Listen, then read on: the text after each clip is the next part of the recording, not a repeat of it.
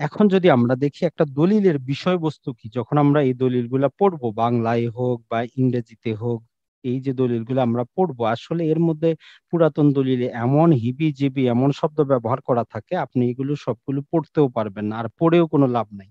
কারণ যেমন আপনারা দেখেন যে রাজনৈতিক বক্তৃতা হোক অথবা ধর্মীয় বক্তৃতা হোক, দেখবেন যে 5-10 মিনিট প্রথমে ওই যে বক্তার পরিচয় বা রাজনৈতিক ব্যক্তির পরিচয় দিতে দিতে কিন্তু চলে যায়। তো সেম একই রকম দলিলের মধ্যে কিছু শব্দচয়ন থাকে যেগুলো কোনো কাজের না। তো আমরা জাস্ট জানবো, যেহেতু আমরা মালিকানা যাচাই করব, আমরা বিনিয়োগ করব, তো আমাদের কোর্সটা টাইটেল ছিল যে আপনার বিনিয়োগ থাকুক নিরাপদ।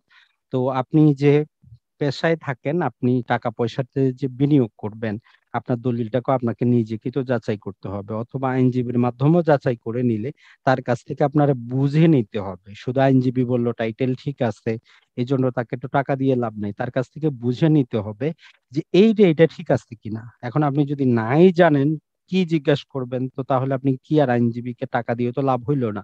কারণ আইনজীবী বলেন বা দলিল লেখক বলেন, তারা ম্যাক্সিমাম ক্ষেত্রে যেটা চাবে যে যতটুকু তাদের কাছে আপনি উপস্থাপন করবেন ওইটার ভিত্তিতেই তারা রায় দিবে। তারা আপনাকে ম্যাক্সিমাম বলতেও চাবে না ওইটা নিয়ে আসেন, ওইটা নিয়ে আসেন।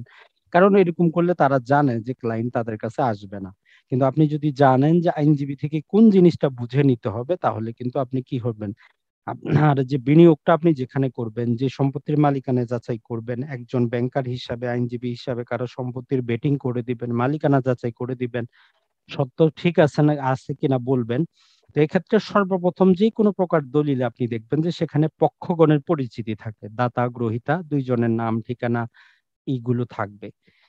তারপরে যেটা থাকে সেটা হচ্ছে যে সম্পত্তির সত্ত্বের বর্ণনা দেওয়া থাকে, যে আসলে এই যে যে দাতা বা গ্রহীতা যিনি সম্পত্তিটা হস্তান্তর করতেছে উনি কিভাবে মালিক হইলো, কার কাছ থেকে ক্রয় করলো, এই জিনিসটা সেখানে থাকে। তার মালিকানার পরিমাণটা দেওয়া থাকে, আসলে যে এই ব্যক্তি কতটুকুর মালিক ছিল, কতটুকু বিক্রি করতেছে। এই জিনিসগুলো আপনি মনে রাখলে যতই পুরাতন দলিল হোক, আপনার টার্গেট হবে এই জিনিসটা বের করা, যে এখানে পক্ষ কে কে, সম্পত্তি কিভাবে মালিক হইলো, কতটুকু উনি সম্পত্তির পরিমাণ কতটুকু। তারপরে সম্পত্তির তফসিল, তফসিল মানে হচ্ছে কি আপনার পরিচিতি, যেমন কোন জেলা, কোন উপজেলা, কোন থানা, কোন মৌজার সম্পত্তিটা, এইটা আপনি জানতে পারবেন।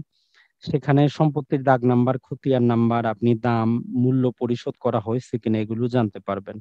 তার মানে আমাদের টার্গেট থাকবে এই জিনিসগুলো আমরা ওইখান থেকে বের করব। আর এটা যখন একবার জানবেন আপনি, নতুন হোক আর পুরাতন হোক, সার্টিফাইড কপি হোক আর অরিজিনাল হোক, আপনার জন্য কিন্তু আর একটা দলিল পড়া অসম্ভব কিছু হবে না। এটা ছাড়া সম্পত্তির চৌহাদ্দি মানে হচ্ছে সম্পত্তিকে চতুর্দিকে কে মালিক, আর সম্পত্তির নকশা এটাও আপনি জানতে পারবেন, যে আসলে ওই বিশাল দাগের মধ্যে কোন অংশে সম্পত্তিটা বিক্রি হচ্ছে। দলিলটা সম্পাদনের তারিখ জানতে পারবেন, রেজিস্ট্রেশনের তারিখটাও জানতে পারবেন। এটা ছাড়া আরো আনুষঙ্গিক কিছু জিনিস থাকে, যেমন ওই দলিলে কারা সাক্ষী ছিল। যদি আপনার কোনো দলিল নিয়ে যদি আপনার আদালতে মামলা চড়ে, তাহলে আপনি সাক্ষীদের ব্যাপারেও একটু জানতে পারলেন। এটা ছাড়া শনাক্তকারী বা ইসাদি যাকে আমরা বলি, তার সম্পর্কেও জানতে পারবেন। আর একটা গুরুত্বপূর্ণ জিনিস দেখবেন যে বিশেষ কোনো শর্ত কিন্তু লেখা থাকতে পারে দলিলে। প্রতিটা দলিল বিক্রয় দলিল হলেও ওই বিক্রয় দলিলের ভিতরেও কিন্তু শর্ত থাকে। যেমন ধরেন যে একটা সম্পত্তি বিক্রয় হইলো, বিক্রেতা কি করলো, ওই দলিলে শর্ত দিয়ে দিল যে এই সম্পত্তির উপর দোতলার বেশি বাড়ি করা যাবে না। এরকম শর্ত দেওয়া বৈধ। এখন আপনি তো বিক্রয় দলিল দেখে সবকিছু দেখে ক্রয় করতেছেন, কিন্তু ওই দলিলে শর্ত আছে ওই জমিটার উপর 2 ফ্লোরের উপরে আপনি ঘর বানাইতে পারবেন না। এরকম শর্ত বৈধ।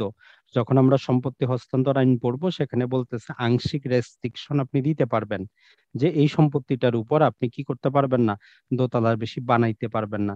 এইরকম বিশেষ শর্ত যদি থাকে সেটা আমরা বের করতে পারবো। এটা ছাড়া বর্তমানে একটা হলফনামা পাবো আমরা। বর্তমানে হলফনামা সরকারি কিছু আইনের ধারা উল্লেখ করা থাকে, সেটা আমরা পাবো। সেখানে লেখা থাকে যে সম্পত্তিটা অর্পিত না, খাস না, পরিত্যক্ত না, অ্যাবান্ডেন্ড না, সম্পত্তির মালিক আপনি।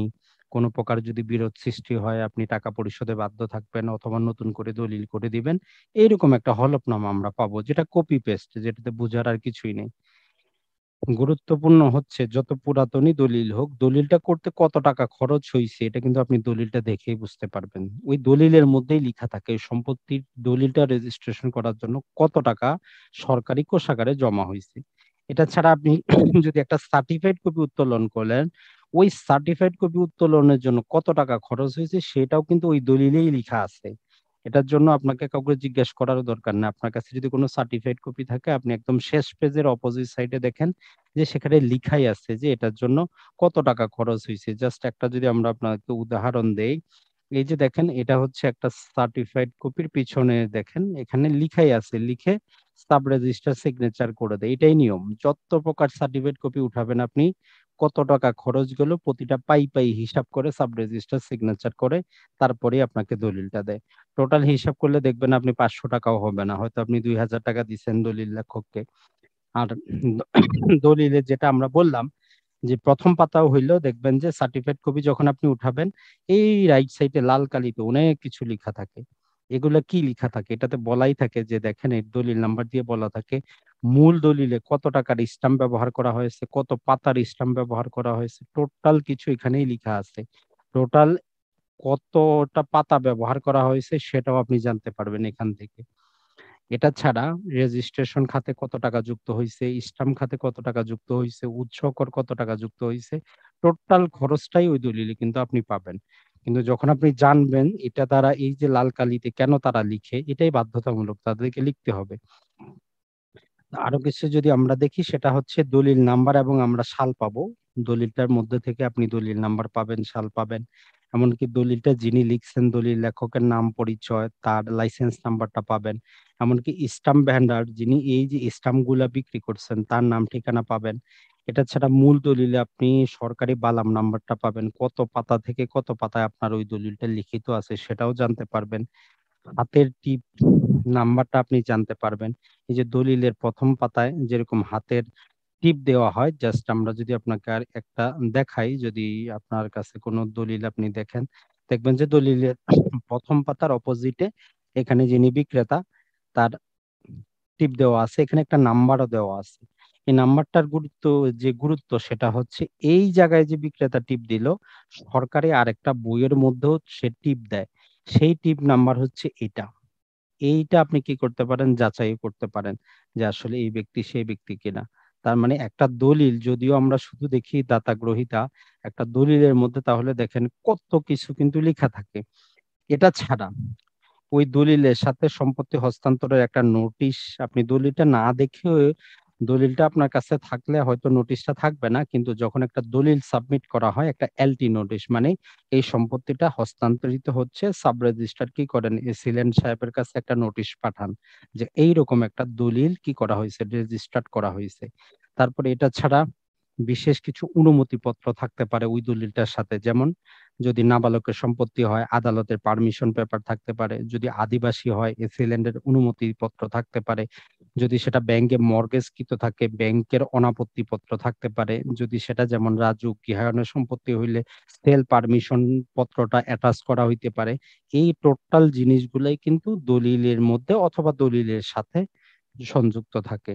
আর যদি সেটা আপনার পাওয়ার অফ অ্যাটর্নি বা যে ক্ষমতাপত্র হয় মুক্তারনামা হয়, তাহলে সেই দলিলে সময়সীমা, যে কত দিনের জন্য পাওয়ার অফ অ্যাটর্নি, এই দলিলটা কত দিনের জন্য দেওয়া হইলো, 1 মাস না 1 বছর না 10 বছর, এবং কি কি শর্তে সেই পাওয়ার অফ অ্যাটর্নি দেওয়া হচ্ছে সেটাও কিন্তু লেখা থাকে।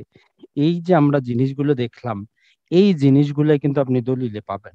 এখন প্রতিটা জিনিস প্রতিটা দলিলে নাও পাইতে পারেন, কারণ প্রতিটা জিনিস প্রতিটা দলিলে নাও থাকতে পারে, তবে কিছু জিনিস আছে যেটা থাকবেই।